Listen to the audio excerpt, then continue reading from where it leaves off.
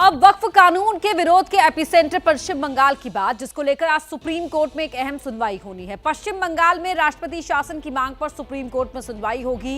याचिकाकर्ता ने हिंसा की घटनाओं का हवाला देते हुए मांग की कि कोर्ट केंद्र सरकार को अनुच्छेद 355 के तहत राज्यपाल से रिपोर्ट मांगने को कहे। इस याचिका पर सुनवाई दोपहर करीब 12:30 बजे के करीब हो सकती है।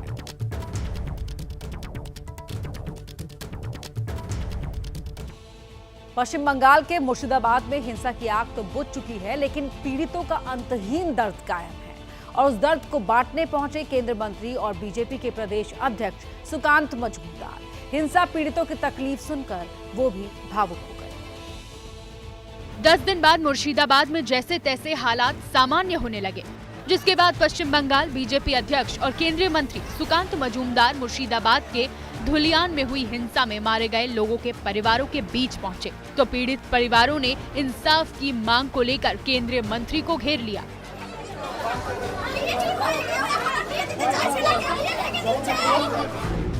हिंसा पीड़ित परिजनों से मुलाकात के बाद बंगाल बीजेपी अध्यक्ष सुकांत मजूमदार ने हिंसा के लिए ममता सरकार को जिम्मेदार ठहराया। आरोप लगाया कि ममता की तुष्टीकरण राजनीति बंगाल को एक और विभाजन की ओर ले जा रही है। इस तरीके का मानसिकता का चीफ मिनिस्टर पश्चिम बंगाल में रहेगा तो सोहरावर्दी पार्ट 2, गेट कलकत्ता की लिंक्स पार्ट 2 और पश्चिम बंगाल का विभाजन तय है। Thinking that everything is okay, only the Murshidabad there is some problem. I would urge the so-called intellectuals of Kolkata, where are you, sir? What are you doing? Are you missing candle? So I can provide you candle, tons of candle if you need. BJP आरोप लगा रही है कि CM Mamata Banerjee ने अफसरों को पलायन कर चुके हिंदुओं को जबरन मुर्शिदाबाद वापस लाने को कहा है। बनर्जी ने पहले ही पश्चिम बंगाल को बांग्लादेश का लाइट वर्जन बना दिया है। लेकिन तृणमूल कांग्रेस का कहना है कि मुर्शिदाबाद में वक्फ एक्ट के खिलाफ हुआ बवाल साजिश है, जिसके जरिए बीजेपी बंगाल में अपनी जमीन मजबूत करना चाहती है। मुर्शिदाबाद में जो हुआ है या जो कराया गया है, मुझे लगता है कि एक सोची समझी राजनीति या सोची समझी साजिश के तहत है। मुर्शिदाबाद हिंसा की गूंज सुप्रीम कोर्ट में सुनाई दी। वकील विष्णु शंकर जैन ने पश्चिम बंगाल पर अपनी याचिका में 3 रिटायर्ड जजों की निगरानी में हिंसा की जांच के अलावा पश्चिम बंगाल में एक फैक्ट फाइंडिंग कमेटी भेजने, राज्य में अर्धसैनिक बलों की तैनाती का आदेश देने और राज्यपाल से हिंसा पर रिपोर्ट तलब करने की मांग की, जिस पर सुप्रीम कोर्ट ने वकील विष्णु शंकर जैन से कहा, क्या आप चाहते हैं कि हम राष्ट्रपति को आदेश दें? हम पर पहले से ही आरोप लग रहा है कि हम कार्यपालिका के अधिकारों में दखल दे रहे हैं। सुप्रीम कोर्ट की इस टिप्पणी की वजह थी विधायिका और न्यायपालिका की सर्वोच्चता पर देश में छिड़ी बहस। हालांकि सुप्रीम कोर्ट ने विष्णु शंकर जैन की याचिका की सुनवाई को मंजूरी दे दी है, जबकि पश्चिम बंगाल में राष्ट्रपति शासन और पैरामिलिट्री फोर्स की तैनाती की मांग वाली 2 याचिकाओं पर ये कहते हुए सुनवाई से इनकार कर दिया कि याचिकाकर्ता बेहतर तैयारी के साथ अदालत में आए।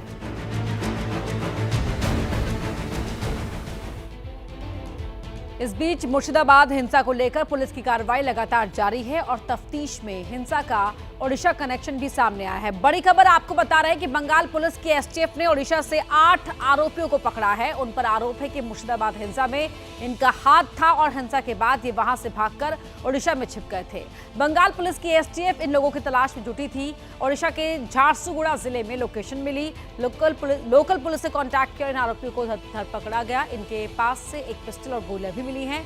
पहले तो हिंसा से जुड़े 2 बड़े आरोपी शिकंजे में आए, जिनका नाम इजराइल और सैफायुल है। इन दोनों ही आरोपी हर गोविंद दास और चंदन दास की हत्या के मुख्य आरोपी जियाउल शेख के बेटे हैं।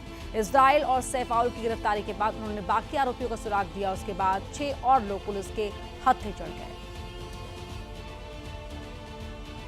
उस केस के कंटेक्स्ट में हमारी जो झारसुगुड़ा एसपी ने टीम बनाकर रेड किया तो 2 एक्यूज सैफुल हक और बानी इजराइल जो थे वो मुझे पुलिस कस्टडी में आए तो उनके पास एक वेपन था और उन्होंने कस्टडी से भागने की कोशिश भी की। तो पुलिस ने एयर में राउंड फायर करके उनको कस्टडी में रखा और बाकी उनके इंट्रोगेशन के आधार पर बाकी 6 सस्पेक्ट और एक्यूज और भी जो